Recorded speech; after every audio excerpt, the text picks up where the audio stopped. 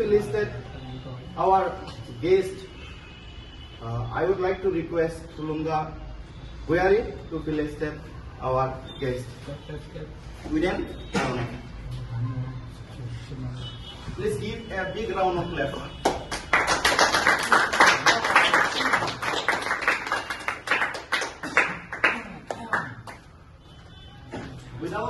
Without delay, now I would like to request my friend, my guest in this hall today. Without delay, I would like to request our invited guest to deliver some important speech depending on consumption of alcohol, fond of mobile gaming, and fond of bike driving. You should have to give awareness on this topic, according to me. Okay.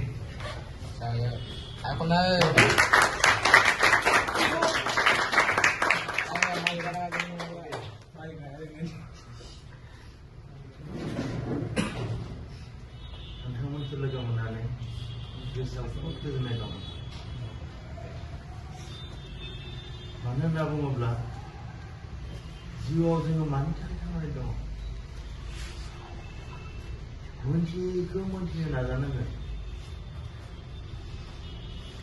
मोनथियैखौ मोनथिनो लुबैनाय गोसो थायोबा जिउआव देरहानो हायो आं बे समाव बिथां सारनि बिमा कमिसर बर' सारनि बिमाखौ आं बहुद गाहाम नांदों लोगो मोननानै आंनि बिमा बायदि आं आयं होननानै सोमोन्दो लाखिदों सोमोन्दोआ बहुद मोजां सोमोन्दो जानांगोन आयं बिनाव दाहार बेनाव कमिसर सार आङो नोंथांमोननि नामखौ मानो सोङाखै आं फैदों नोंथांमोननि नामखौ मानो सोङाखै सोंनायनि जाहोना जाहैबाय मा नोंसोरनि नामखौ आङो साक्सेसफुल जानायनि उनावसो मिथिगोन हयथ' मेट्रिक पासआव मोजां पार्सेन्ट लायोबा आं नोंसोरखौ मिथिगोन आरो नोंसोरो मा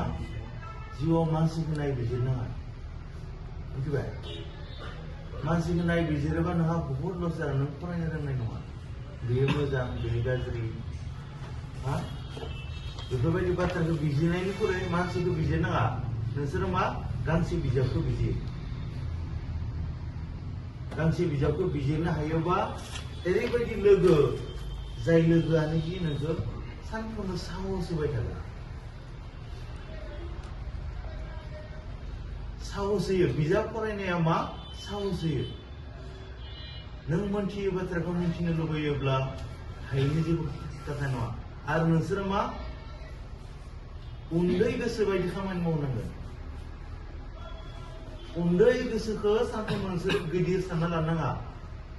नोंसोर मा उन्दै गथ'फोर बायदि साननानै खामानिखौ मावनांगोन उन्दै गथ'आ मानिनाय थायो उन्दै गथ'आ मानिनाय थायो आरो बियो मा सैथोथिया थायो जेसेबां बैसोआ गिदिर गिदिर जालांबाय थाबाबो नोंसोरो मा उन्दै साननायनि लानांगोन गोसोखौ आंथ' उन्दै उन्दै गथ'फोरजों गेलेनानै बहुद गाहाम नाङो मानो थाखाय गाहाम नाङो आरो जोंनि हारिखौ जौगाहोनांगौबा नोंसोरनो रिसर्स नोंसोरनो फुंखा बिथां कनेश्वर सारखौ आङो बहुद मोजां नाङो जोंनि गेजेराव एमएससी पास जानाय बेनो फार्स्ट जोंनि क्लास 10 नि गेजेराव हौवासा हिसाबै बेनि थाखाय आखाइ खबनानै होनांगौ बियो हायै बा मिथियै बाथ्राखौ मिथिनो थाखाय बहुद हांखुर गोसो दं खामानि मावो आंथ' दा मेथ्सखौ